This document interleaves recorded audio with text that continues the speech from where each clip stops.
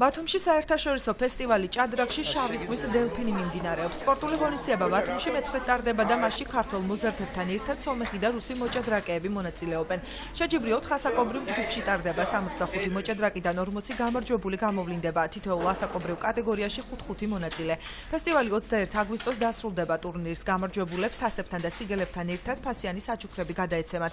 ასევე დაჯილდოვდება საუკეთესო 3 მწვრთნელიც. შეჯიბრი ზღვისპირა ქალაქში აჭარის ჭადრაკის ფედერაციისა და სპორტისა და ახალგაზრდობის საქმეთა დეპარტამენტის ორგანიზებით ტარდება.